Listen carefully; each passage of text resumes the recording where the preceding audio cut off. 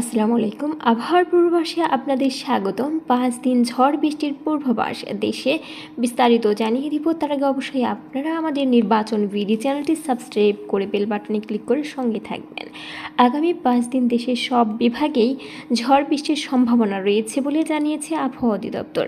এ সময় দেশের অভ্যন্তরীণ নদী বন্দরগুলোকে 1 নম্বর সতর্ক সংকেত দেখাতে বলা হয়েছে। আবহাওয়া অধিদপ্তরের নিয়মিত বুলেটিন জানানো হয়, শুক্রবার 8 মে সন্ধ্যা 6টা পর্যন্ত রংপুর, রাজশাহী, ঢাকা, ময়মনসিংহ, খুলনা, বরিশাল, চট্টগ্রাম ও সিলেট বিভাগের 2-1 জায়গায় অস্থায়ীভাবে দমকা বা ঝোড়ো হাওয়া, বজ্রসহ বৃষ্টি হতে পারে।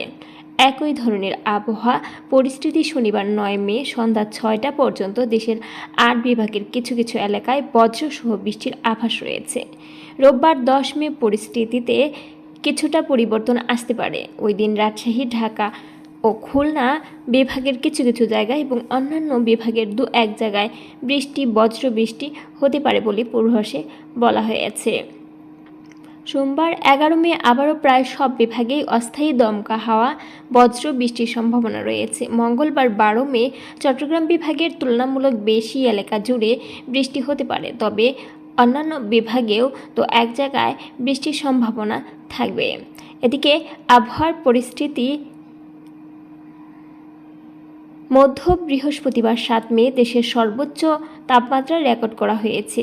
চাঁদপুর ও যশোরে 34.8 ডিগ্রি সেলসিয়াস। রাজধানী ঢাকায় একই সময়ে মাত্রা ছিল 32.5 ডিগ্রি সেলসিয়াস। অন্যদিকে গত 24 ঘন্টায় সর্বোচ্চ বৃষ্টিপাত রেকর্ড করা হয়েছে কিশোরগঞ্জের নিকলিতে 52 মিলিমিটার।